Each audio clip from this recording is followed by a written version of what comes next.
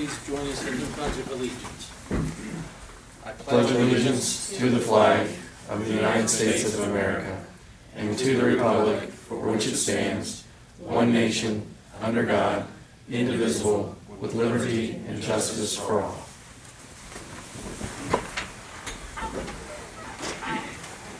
Okay, we have the minutes from our June 13th regular meeting. We have had a chance to review these. Anybody have any questions? Any changes?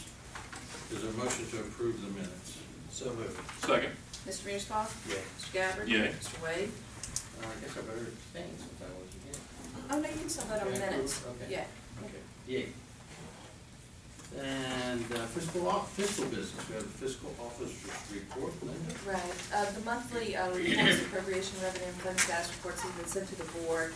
And I just want to read in the record that we have $12,682,378.06 in our checking and investment accounts.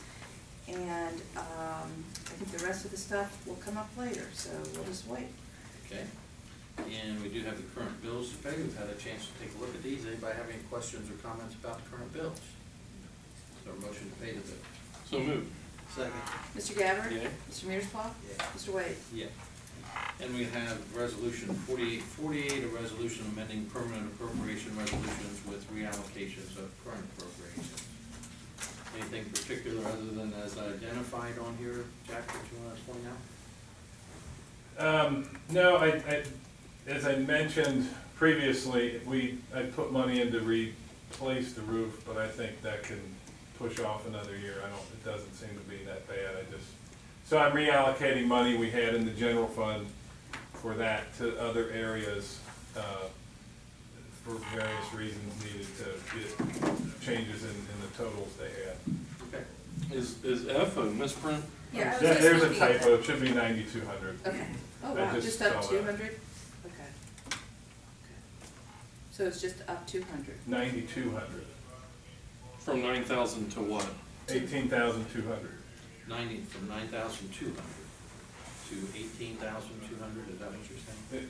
Sorry, the typo is the 1,409. That's the typo. That's Okay. the typo. Okay, that's all I needed to know. Okay. Gotcha. Okay, thank you. Knew it was somewhere. Okay. Anybody have any further questions about 4848? I just like to comment. I think I've said this before. Mr. Cameron has, it's a change in policy since Mr. Cameron's been here, where we don't do supplementals, we do reallocation, and I really think that's the better way to do it, and I just want to point that out. Okay. So a motion to approve 4848. So moved. Second. Mr. Mearsclaw? Yay. Mr. Gabbard? Yay. Mr. Wade? Yeah.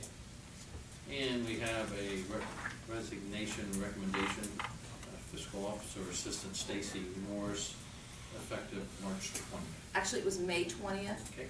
But you have a letter, and then I have a letter to put in her permanent file.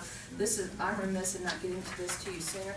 Frankly, it was, Stacy didn't resign because there was any issue or anything. It's just that the board has taken a new direction where we want to have somebody in the office during regular business hours because of another employment. She couldn't do that, so it's with regret that we're accepting this resignation, but to do things the way we do things, we still need to accept the resignation. Okay. So a motion to accept the resignation of Stacy Morris. So moved. Second. Mr. Gabbard? Yay. Mr. Mearsclaw? Yay. Mr. Wade? Yeah. Anything else, Liz? No, sir. Okay, we do have a public hearing continuation schedule, so at this time I'd like to entertain a motion to recess the regular meeting and open a public hearing. So moved. Second. Mr. Mearsclaw? Yay. Mr. Gabbard? Yay. Mr. Wade? Yeah. Jeffrey? Mr. Wade, at the last public hearing, I went ahead and did my presentation at that point.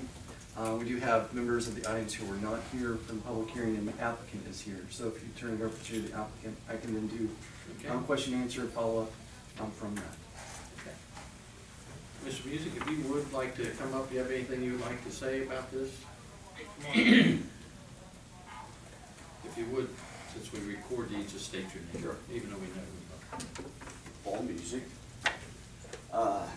Yeah, this has become further confused, and I apologize. I missed some meetings. There's a death in the family. I was out of town, and another situation come up, and got a call or two this time, so I said, yeah, I'm definitely going to be here. But I had requested an I guess R1A zoning, I think 3 lots per acre approximately, I think 14,000 square feet per lot. And that development across the street from this, that's basically what they have. So I thought I was going pretty much with what was requested. But I understand we've had some opposition from neighbors, and primarily I think it was the fact that I was trying to get a sewer. There's 3 different locations. I got a letter from the city of Springboro giving me permission to tap onto the sewer. But I've had issues with getting the easement across the folks' property. There's 3 locations I could come in. Fortunately, just recently I discovered west of me, going west on a lot of 5 points, there is a sewer there with a manhole, which is a little bit farther distance, but it is downhill. You have the right drainage that we could get there, but it'd be fairly expensive. And that's what I'm concerned about. We need more lots to justify developing it. I understand what I have now, R1 is, what, 2 lots per acre. That's the existing zoning that I have now. And if I can find a way to get this sewer, I realize I would still need sewer with half-acre lots. I did check with the Water and Sewer Department of Warden County, because there's a package plant there. And I didn't know this till later, but even a couple of people I checked wasn't aware of it, but there's a package plant would be east of there that I could have hooked into, but unfortunately they're at capacity. Okay. So I've gone 2 or 3 directions and I'm sort of at 0. But I think I can go west on Lido 5 points and get to that sewer if I can justify the cost. We're talking about, I did actually measure, but we're talking about probably 1,500 feet or so. That'd be running adjacent along Lido 5 points. So I'm open on it. You know, it's a piece of property I've sat on for close to 20 years and paid taxes on. We do have one house on it that has been rented out for quite some time. But if the trustees prefer the existing zoning I have now, 2 lots per acre, I would look at that. And we've had other ideas on it. We've had a church that was interested in it. We have our own assistant living in Middletown. And we've also thought about maybe that'd be a nice location for that type of thing. So it's a good piece of property. It's right across from the fire department, and really makes it ideal for it to be used for something along that line. But I'm open to work with you. You know, if you have some ideas or some things, I'm certainly open to be cooperative as I can. Let me ask just so I'm clear. Right now, Jeffy's rezoned for 2 units per acre with sewer. Yeah, he has a zoning classification of SR1. So if you were ever to obtain sanitary sewer underneath the zoning classification, you go to a half-acre lot size. And if we go to his request of R1A, he could go up to 3 lots per acre. Correct, and it'd be a minimum of 14,000 square foot lot size.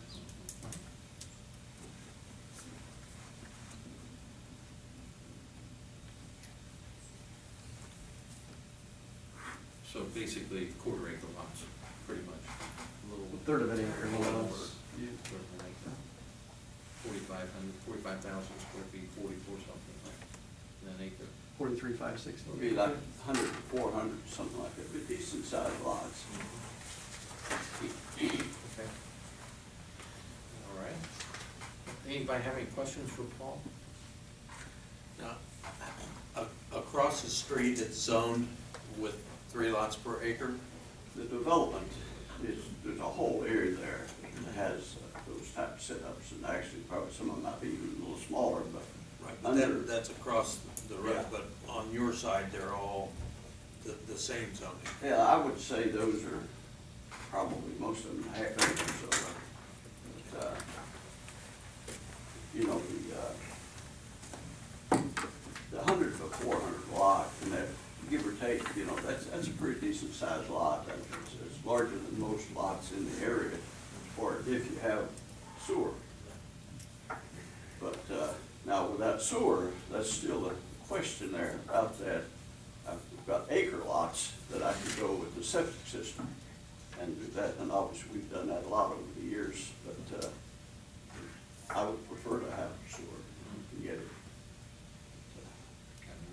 And the package plant services across the street, is that correct? The package plant services Sycamore Trail. Sycamore Land Trail, okay. Development. They had even put a manhole there to extend it right up where I am. It's ready to tap onto it. And I thought, well, that's great. But then when I talked to them, they said that the, I guess the EPA is on them about, they're maxing out on it. Yeah. They don't want to allow They anymore. went the other way with it, back towards Yeah. Bone. Okay, anybody, any other questions for Paul?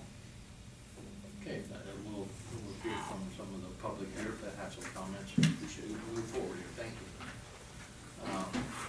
I understand there are some residents here that might like to say something. If you would, raise your hand and I'll identify you, and you need to come up and give your 2 cents worth. Please, come on up.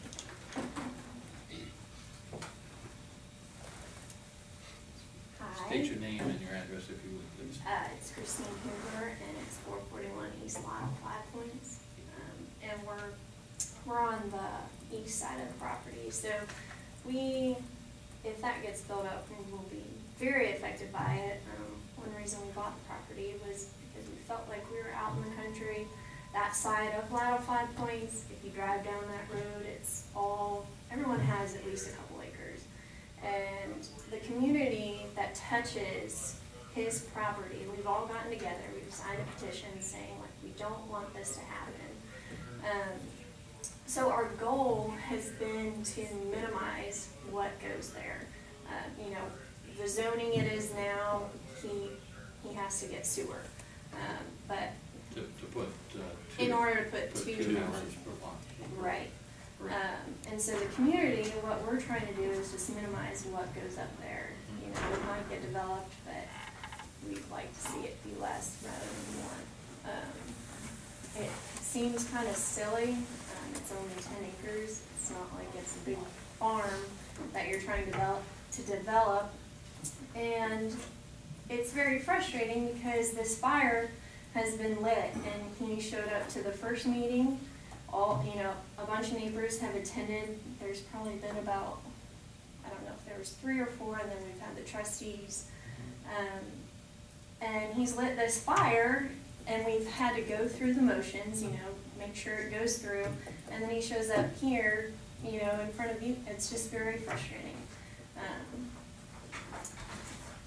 So I guess that's pretty much, I don't know if anyone else has anything to say, but we'd like to minimize that, because no one has given easement for that. So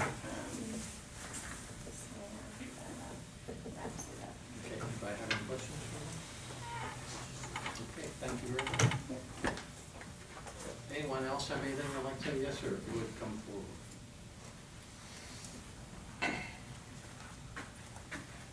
Hi, my name's Clint Carter, 8836 Carly Court.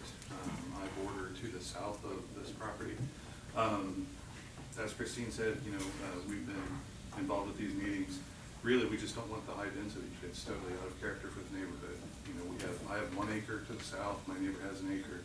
Neighbors on the other sides have 2 acres and more. And so it's totally out of character. I understand the sewer issue, but it's not related to zoning. I mean, it's a related issue to the developer, but it can be rezoned or not. It doesn't depend on the sewer or not. So us being not willing to give easement for sewer is basically saying, well, we don't want high density development here. And that is the bottom line, is we would like to keep the open feeling of the neighborhood we have. And I realize that once the zoning is redone, that's it.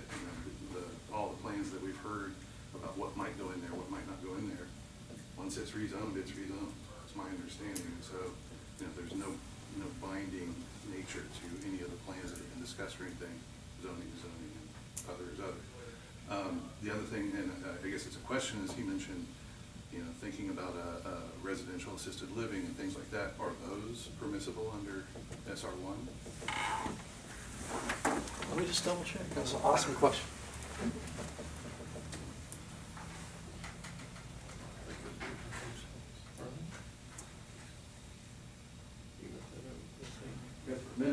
It's a conditional, but let me double check specification. I mean, again, we're hoping for the best use that's consistent with the existing neighborhood, basically. And, you know, having owned the property for nearly 20 years, well, I built on the property where we are, so we've lived there, 19 years. We built there because it was an open, large lot kind of environment. But you really didn't expect it to stay that way forever, did you? Well, there were Not be that way. houses built on the adjacent property, so forever is a long time, but,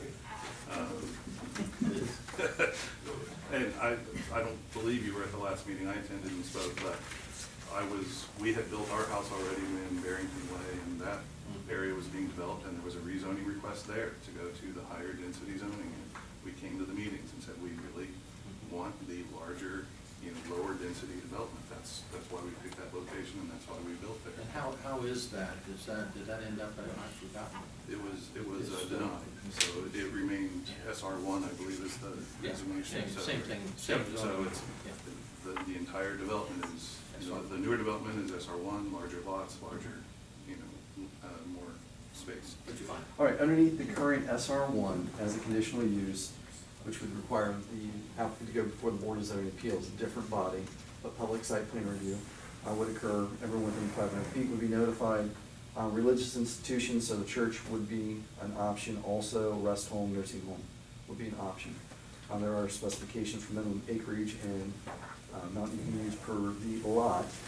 Underneath the R1A, the only conditional use is a telecommunications tower. So, just for clarity, you can do those things underneath the current zoning classification, could not do those things underneath the proposed classification. Okay. And then with like a residential assisted living, I'm assuming you're gonna need sewer for that? Yeah, that would be one of those requirements that would be in it's all place, yes. Yeah, so, I mean, we'd be back to that issue, different issue, but. Right, that's, So, correct. yeah, so anyway, again, imagining that density of housing out my window out the back would be an anomaly, and we would, I haven't heard any of the residents that were in favor of that kind of density. Okay, thank you very much. Anybody else have anything they'd like to say? The process here we're having, some of you have been here before, we'll have this is the public hearing portion, and all the testimony is heard here, then we adjourn the public hearing, go back into the regular session, and then we will entertain a motion to approve or deny the resolution. Any other comments before we adjourn this? Okay. So motion to adjourn the public hearing. So moved. Second. Mr. Gabbard? Yay. Mr. Mearsclaw? Yay. Mr. Wade? Yeah. And approximately 5:50, we'll reconvene our meeting. Okay. And at this time, is there a motion to approve or deny resolution or comments? 4834, comments from the board.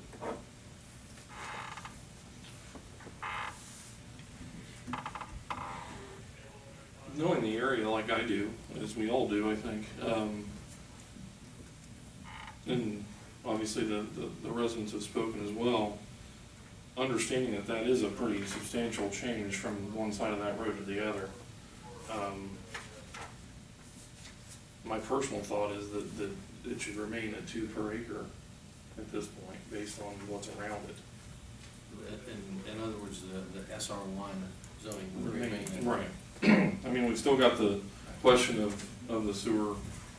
Well, hanging out there. And you'll have to. Yeah, that's gonna be addressed, but based on what, Mr. Music, what you spoke about, those other options would certainly be viable to come forth with if that were an option that you wanted to take. And I would say too, Paul, I appreciate your efforts, but I'd certainly like to see it stay at the current zoning rather than change it and increase from what you could possibly do now to the 3 units per acre, in my opinion. Is there a motion to approve or deny 4834? So moved. To To approve or deny? I move to deny. Second. Mr. Mearsclaw? Yay. Mr. Gabbard? Yay. Mr. Wade? Yay. Thank you all very much. Okay, back on the regular If I could, agenda. Mr. Wade. Yes. So this is the final action of the request. It sits for 30 days in what's called referendum. After that point in time, it is final. So no more public hearings. They're going on. So just so the public's aware that this was the last thing. Okay, very good. I can answer questions after the meeting. Okay. Thank you, sir. Or you can leave. Thanks. Okay, anything under unfinished business, Bob? No. Yes, sir. Thanks for asking. Okay, under new business administration, we have resolution 4849. Resolution authorizing the township administrator to enter into a payroll service agreement with Paycor. Okay? Well, Linda had spoke about this some last meeting, and Carol Harvey is here from Paycor. And I've advocated or suggested that this might be a good option for the township after I got knowing things. But I think there's a lot of different reasons why it makes sense, or at least it makes sense to me. One of the things I've seen in my time in organizations of a similar size, where you have just maybe one person that handles payroll and nobody else can really do it.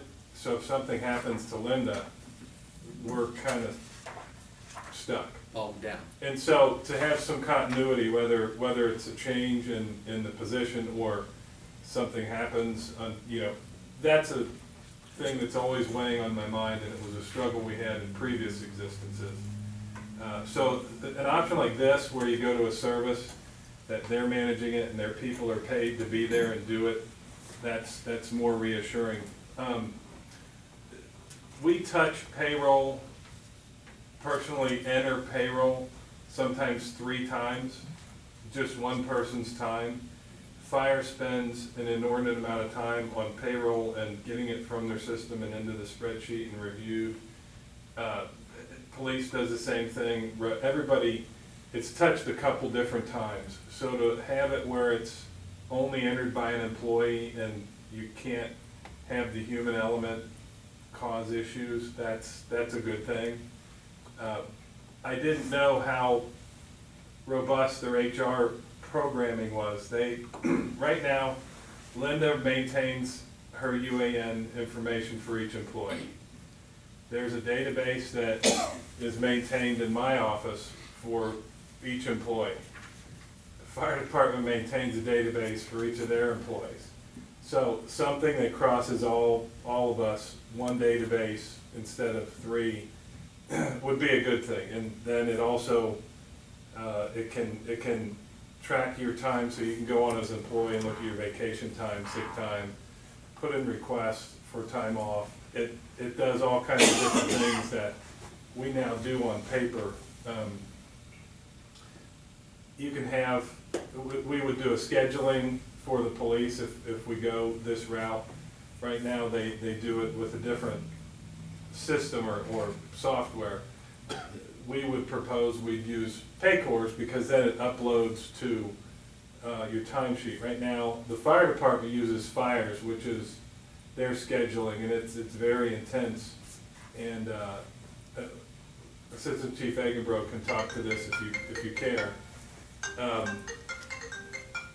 But their fire system they use for scheduling, and it's a lot of moving parts, time off, what shifts you're working, and at the end of the day, that could be exported into the Paycor system. So instead of having everybody do their timesheet, handing it into Annette to put into the spreadsheet to be reviewed up the chain, it literally takes your fire's scheduling that you're doing anyway and dumps it into the Paycor platform to be used to do payroll. So you eliminate a whole lot of work along with all those touches. So there's a lot of different reasons. There's more we can talk about, but it just makes a lot of sense. And I've mentioned this to Linda in the past, when I look at her position as fiscal officer, I don't think of someone who's doing data entry for payroll. I think we're big enough that that needs to be taken off of her plate to be responsible for as fiscal officer. That's just, we've moved beyond that size and scope of an entity. I know she does it every 2 weeks and is happy to do it, but I think that's something, her time can be better spent doing something else other than data entry for payroll too. If I could, I mean, Jack and I have been talking about this for over a year. I couldn't have been more against it more than a year ago.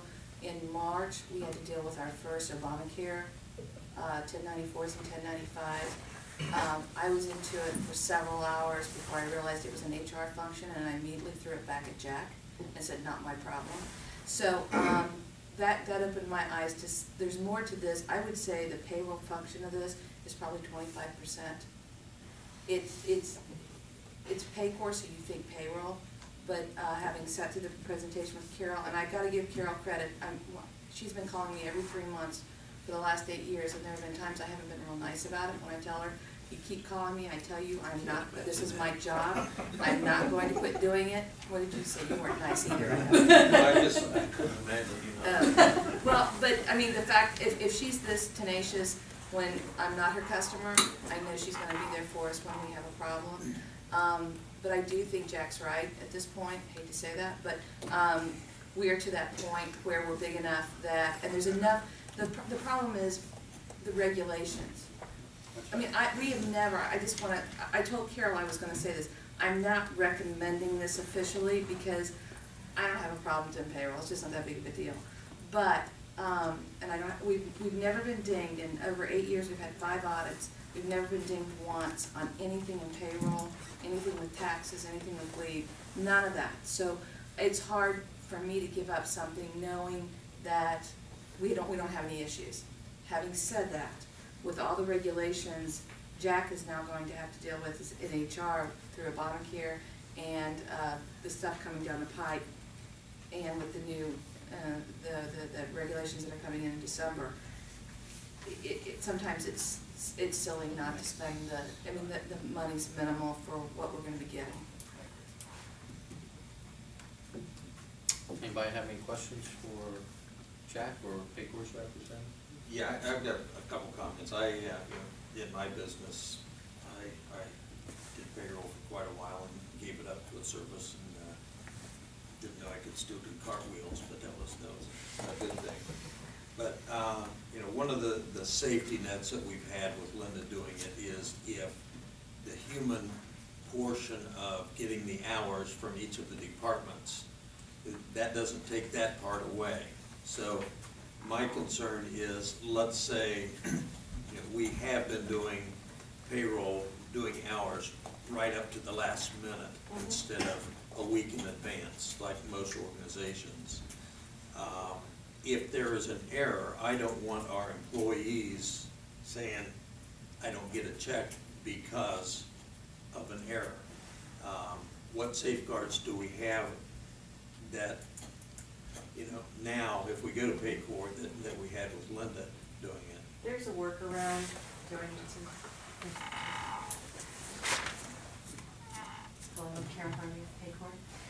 there's a workaround whenever there's anything that comes up, because not every single payroll is going to be perfect, and even now there might be times where a payroll comes back and someone was shorted some hours. So you can always do manual check, or we can cut a check and facilitate a direct deposit. So there's a workaround for anything, if there's ever a mistake.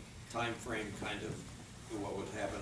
If it were something that, say, the payroll was due to have a check date the next day or 2 days later, typically direct deposit takes 48 hours to get into the accounts once the order is set. So if everyone's going to be on direct deposit, if we find on that day, And they are. yes, and we find on the day of the check date that there was a mistake, the employee noticed it or knew it ahead of time, we can cut a manual check and get it to them that day. Mr. Municipal, one of the things we had talked about was needing to push the payroll process back a week. I don't think that changes. I think we still need to make that happen, so there's that lag. Right. Most organizations do that. Yeah, so I think that still occurs too.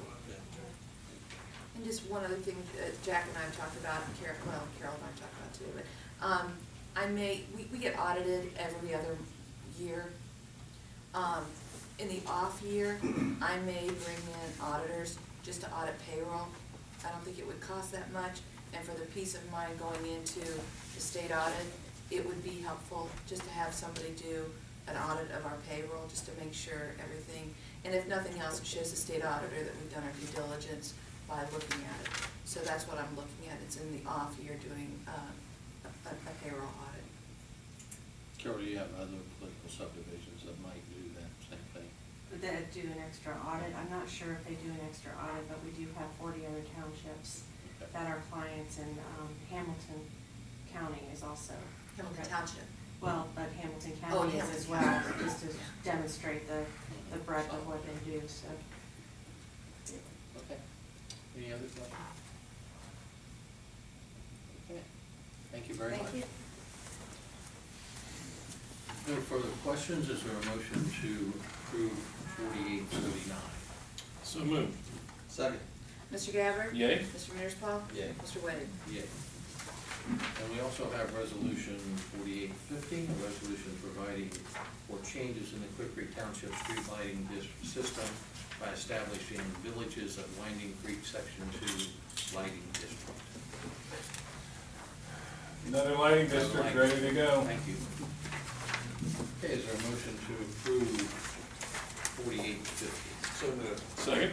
Mr. Mearsclaw? Yay. Mr. Gabbard? Yay. Mr. Wade? Okay. Anything else from administration at this time? No, sir. Okay, moving on to the police district, we have a step increase recommendation, police officer Ryan Roach, from step 3 to step 4. Officer Roach is due his contractual raise from step 3 to step 4. I would brag on him, but he's in the back, and I probably didn't want to work out even if I did that. But he's doing a great job. He's had one of the largest nut busts in the county this year, and he's constantly high up in our stats and stuff, so I appreciate his effort, and a good kid, good hire. So it would go to $29.08 per hour, and that'll be effective July the 2nd, 2016, and I would recommend and ask the board to. But have you found the bull? We're always in charge of the bull, so. Well, he was back with my leg looking for He's the the bull one the that's other day. cowboy boots. Did we or didn't we find No, I out? don't think we found He hasn't been spotted in the last 2 days. He was in the 600 block of 73, back in that really densely wooded area back in there. I don't know what the 6 The dip down here on the right-hand side. You Down go by Fisher, Dr. Fisher? headed toward, Fishman? almost to Dr. McDonald in Okay, there. down by Dr. Fishman. So back in the McDonald's. right-hand side of the wooded Yeah. section, it's pretty dense back in there, and we had him a couple times in there last week, but nothing in the last 48 hours, so we don't know if anybody's Was he on that side? drilling out, or if Bull he's Spring? still on land, or bull or loose. On the lamb. Or whatever, I'm sorry. That's all right. It was okay. We expected it. Okay, is there a motion to approve this step increase for Ryan Roach? So moved. Second. Mr. Gabbard? Yay. Mr. Mearsclaw? Yay. Mr. Wade? Yeah. Anything else, Chief? No, sir. Okay. Did that sheet run the fish in Yeah. Fire district, nothing tonight, Steve? Zoning department, nothing new on the agenda? No, sir. Road department, orientation recommendation for accept Mark. I can't pronounce his name. Okay. As a permanent part-time employee for the road department. We call him Mark.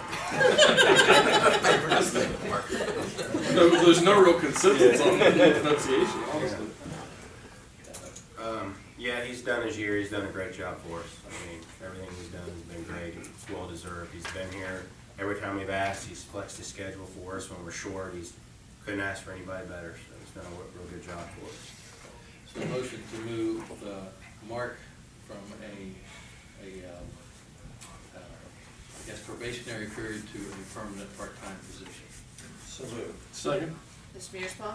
Yay. Mr. Gabbard? Yay. Mr. Wade? Yay. And we have a purchase recommendation for guardrail replacement on Bone Hill. Yes, sir. It's taken me 2 years to get a quote to get some guardrail done in here. So I was on with these guys for a year last year with Erie and with 2 others, and some of them don't want to deal with the government entities for one reason or another. Other ones want much larger projects, so it took me a while to get them in here, and this is just for the section of going up the hill on Bonnell Hill right over here, just south of Lower Springboro Road. So we're just gonna peck away at it each year. We budgeted $25,000 for it, and that's about as far as we can go with that amount. So next year we're hoping to move over to like Red Lion, Crossley area right in there, and go from there. Okay, is there a motion to approve the guardrail replacement on Bonnell Hill? So moved. Second? Mr. Gabbard? Yay. Mr. Mearsclaw? Yay. Mr. Wade? Yay. Anything else from the road department? Did you want to bring up the transmission now or at the end? Sounds like I now's think you the gotta time. bring it you just now. did, Scott. During the tree removal last week and pickup, we lost a transmission on the 450, a 1999. It's got 126,000 miles on it. We replaced it once already. This will be the second time. I did get 2 quotes. One's from Lebanon Ford for $4,365.72, and then one from Sam's Repair in Waynesville for $3,588.57, and that's replacing transmission. But there could be, once they dig in there and find out, they could have a cracked flex plate, U-joints. There could be some other things that could actually raise that cost, but they won't know till they get in there and tear it completely apart. What kind of truck is this? It's a dump truck, 1999 450 small dump truck. It's due to 126,000 miles, so it's one that we have been looking at changing out down the road, but unfortunately the transmission's out. The truck we use for snow removal. So. To add to that, we've talked about transitioning it down to the park, so we don't plan on getting rid of it, so kind of need to replace the transmission to keep it useful for, a handful more years. It has a brand new dump body on it. We replaced it a couple years ago. We've done all the work on it, so it's, the problem at the park is he's always using our dump truck, and sometimes we don't have one available. And then he's got crews mowing cemeteries. He doesn't have a vehicle at the park, so then he's driving his personal truck around or something to that nature. So we were gonna, when that got replaced next year, we were gonna transfer it over to him for mulch and dirt and all the work that he has going on. So it'd be worth our best interest to have it repaired. So. Yeah, are you confident in the, is there an advantage of going to Lebanon Ford over the Independent? Actually, the advantage is going to the Independent because when you go to Lebanon Ford, they replace the stock transmission, and when you go to an outside source, they replace with a Jasper, which has the updates, and I think there's almost 21 upgrades on the new transmission that Lebanon Ford doesn't have, and the last one went through Lebanon Ford. Okay. So the advantage is actually going to the outside source for a cheaper rate. Would there be, would there be anyone else in the township that would, I know Vern's, and he's done work for me and our family. I'd like to keep it in the township if we could. We can get other quotes, that's not a problem. We were just trying to get some today before the meeting, and I just got the last one when I pulled in the parking lot, so. I'd love to keep it in the township if we can give him an option. Burns on 48 there. Or before you get to the career, on for the fire station. Corner, Turner, Oh, okay, I got you. I know where you're Just at. done with us, too. Yeah, I'll go there tomorrow. The one thing though I would add is,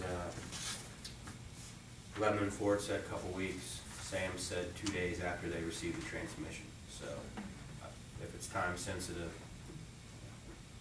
Okay. So, I'll get one from them tomorrow. Can we go ahead and have Scott check in and authorize if it's a better quote than this, to go ahead and do that so you don't have to need it to come back? Sure. Okay. Let's go ahead and entertain a motion to use the $3,588 quote for.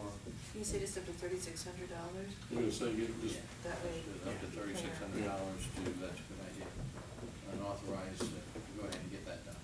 And just keep in mind that once they get in there, you could have a cracked flex plate, carrier bearing, something else that could raise it a little bit, but that will be with any of them, so. Yeah, sure, absolutely. Second. Mr. Mearsclaw? Yay. Mr. Gabbard? Yay. Mr. Wade? Okay. Okay, anything else from the road department? That's all I have right now. Okay, thank you. And staff updates? If I have anything. The one thing I wanted to touch base on, the collection of branches or Yeah, other that's those. items, you know, what, Stand I had road. sent an email out, and this is what we've told people who call. We don't do a chipping, a collection service if it's in the road, in the right-of-way, you know, ditch area. We cleared everything out that we saw. And so if you pulled it out to the curb, that's not a service we provide. We don't do the chipper service. Scott and I had talked about it. You know, there's 30 locations that pulled stuff out that wasn't along the Right. road or right away. Right, we drove by this afternoon, and that number will change. There's people getting rid of it right now as we speak, and there's also people dragging it out from the backyard. The problem that we've run into in the past was we would have contractors come in and cut trees down, and then they'd give a cheaper rate and leave it all there for us to take away. They'd go in and remove trees that were actually affected by the storm, but then they'd say, hey, a couple $100, we can take those down. Then they would cut down trees that weren't even affected by the storm, drag those out and leave them, and then we're removing trees that weren't even a part of the storm. We ran into that a lot in the past. And then, you know, some would be, some's been out there 2 or 3 years that they've had in a pile in their backyard. They bring it out, and you can see where it's been seasons or years. You know, the leaves are, so it just became one of those, you know, if it was declared an emergency like the Ike thing, we took everything, we ran for weeks. That was before my time here, but we did run a tub grinder. I believe it was $4,000 a day for that service, and we did that for weeks here. And but you know, unless you know you guys decide that it's a state, it's an emergency or something to that nature, we just, there's got to be somewhere we draw a line, or you know, people will be calling it. Even some of the smaller storms, we've had people call for 3 weeks, 2 months even later, saying, well, I was in Florida, or I was sick, or I was on vacation, and they're bringing stuff out that had nothing to do with the storm at the township's expense. So, but you know, us, we hear a chainsaw, and my guys grunt like Tim Allen, they're ready to go. So we'll do whatever you guys ask of us. We just don't want to set precedents for something you guys, you know, don't want us to do. So, Well, certainly, that service is not a service that we've had in the past, other than an emergency situation. And we certainly haven't budgeted that, and your budget certainly doesn't have any extra room in it, that's for sure. No, So, it doesn't. no, that's our weakest fund, in my opinion. For that reason, I'm not in favor of expanding that. On the calls that I've gotten, I said that's kind of why you don't pay an income tax in the township, Right. is because you don't offer those kinds of services. And but what you said just brought up, you know where I live on Lower Spring Road, between the bridge by John Wade's house and my house, a big tree fell down, and the county came and moved it off the road. But all that tree is still in the ditch. Who's responsible for it? Is it the homeowner? Not the owner. yeah, that's, you Because know, the I'll property be- owner told me that the county was supposed to come back. Well, I don't know what the county's policy Oh, is, that's but fine. I can I've never tell you seen that it do it. when we came in around 4:30 in the morning, and we ran all of Utica and halfway, and there was nothing. Everything that was there, me and Dennis got. When we've gone back, there's stuff there. So we know it was not from the right of way, not in the roadway. It appeared later. We even had people haul stuff in from other areas, different townships, and dump it, saying, hey, the township's gonna take it. And we've seen them dump out of Yeah. truck beds and stuff to that nature. I know when but- we were doing it for Hurricane Ike up here, people were bringing in stuff from cousins And yeah. keep in mind, on Thursday and Friday when we ran, we helped everybody we could. And if there was stuff out there that we knew was not from the right of way or all that, we got it for them anyway. We helped them when we went through. It's just a question of, once we clear a road, This we isn't tend not to go. right of way stuff we're talking about. This is backyard brush. That's because I've This is lost stuff Most too. of it that's out Yeah. there now. And Okay. there's about 30 to 40 houses that have stuff out right now.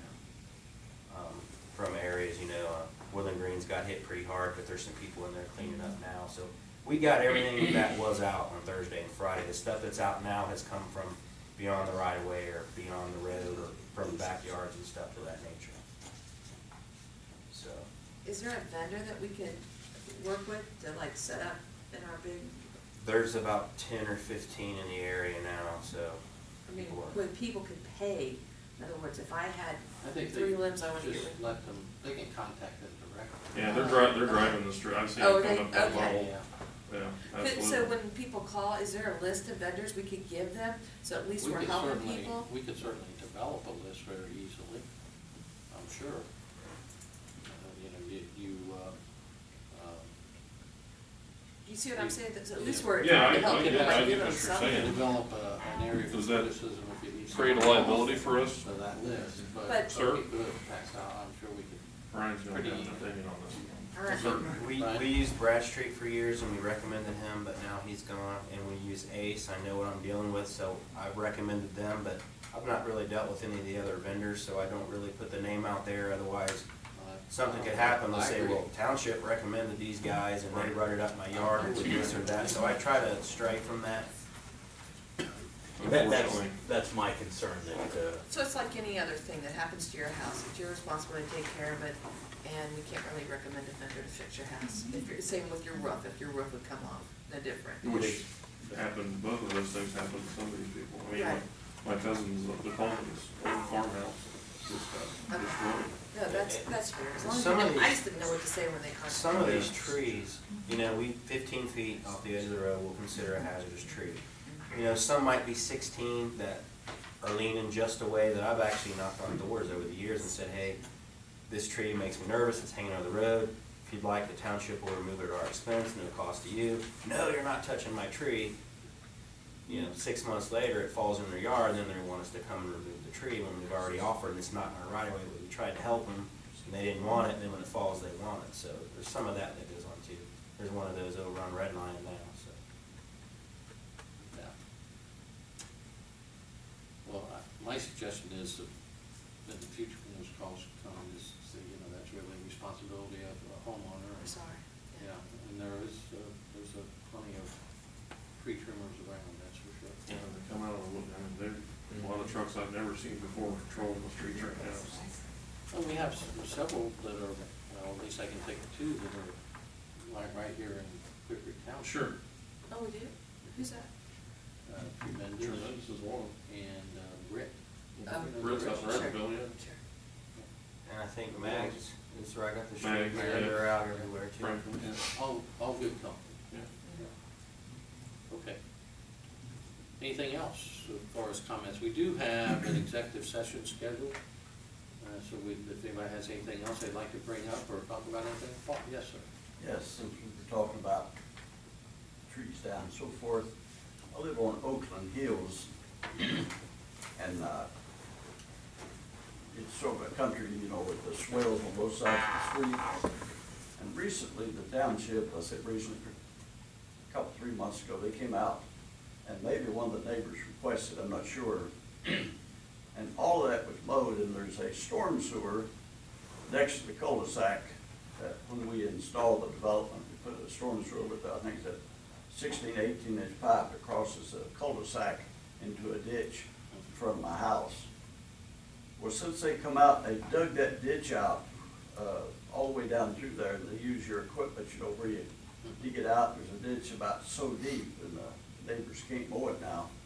And that in itself don't bother me, but since it's a raw dirt now, that dirt washes into that catch basin, the storm sewer. And I've cleaned it once or twice, and the township went out and cleaned it. And it used to, I've never had that trouble in 20 years we lived there, because that swell had grass growing in it, they mowed it. Now with that ditch dug, it keeps washing deeper and deeper, and the silt from that comes into that catch basin, and it's going into the pipe. And my concern is eventually that pipe's gonna fill up. And I had mentioned it to one of the guys out there one day that was cleaning it out, and he said, well, we're just more or less doing what we're told. And I'm just concerned about that. Now, there's 3 properties on that street that they've come out and dug out. And I don't know if the neighbors have requested, I haven't talked to them, but I think it's going to be a problem in the future, because now there's raw dirt there. Every time it rains, that's got a pretty good flow. And every time it rains, that ditch gets a little deeper and deeper. So, you know, maybe if somebody come out, we could discuss is the ditch is in the right of way. I realize the township has a right to dig it out, whatever. But I think it's gonna create problems for us in the future. I can speak on that. Yeah. We have done several ditches on that road, and they were by request of homeowners. The particular ditch that Mr. Music is talking about was, the last one we did, it was requested by the homeowners. There was a failed low flow installed there, and it was backfilled with the wrong type of material, and the low flow failed. It was a black perforated plastic, and it wasn't laid in the ditch line or installed in the bottom of the ditch line for the proper grading. So when we ditched it, it was on the edge of the ditch. So it's still in the side of the ditch, and what the rain is doing is washing out the filled low flow and bringing out a bunch of grit and like a sandy river bottom type material. That's washing down onto the catch basin. We've cleaned it out several times. We're keeping an eye on it. Our thought is after a few rains, that's all going to wash out of that low flow that's been clogged for years, and hopefully the ditch will heal itself. If not, we'll go back and look at it a different way. But the only thing we can do to it is either raise the catch basin and put a hole inside, which is still going to enter. So I mean, it's a fine material. It should wash through, but we will keep an eye on it. But that was our only recourse. It was installed wrong to begin with. So. And it was by the fills homeowners. up, the water can't get in, it comes up across the street. It just so happened my driveway is downhill, so I'm getting that water. It hasn't got in my garage yet, but I'm afraid that get like we've had recently. Well, That stops up. just keep an eye on it, and if it looks like it's filling up and we haven't been out there, call in and say, hey, it's time to clean that out again. It's I don't silted mind, in. clean this, not that big a deal. It's just with that ditch, we keep Yeah. getting more silt. And we got a construction of a new home going on that vacant lot there. You probably saw that. Yeah. And we might be able to work with that driveway he's got going in and slow the water down. I think he actually had wanted to tie into that with some drainage or something too, so it'll be ongoing, but the silt's not actually filling the catch basin to the top, it's just kind of covering the grate. We just scrape it off and take a few shovels out, and it works properly, so we've been keeping an eye on it though. Okay, just keep an eye on it. Okay. Thank you. Anybody else have any comments or questions? Yes, sir. If you. Jerome's new to the area, and I just wanted to compliment the fire department, police department for what a great job that they did at the safety village. My grandson's been there 2 years, and he just had so many nice things to say. And at the graduation, I mean, he got to shake your hand, and he fluctuates between being a fireman and a policeman, but he was leaning towards the police. And he makes me a better driver as a grandparent because he points out the things I'm doing right and the things other people are doing wrong. So being an educator for over 40 years, I just want to say you guys and women have made such an important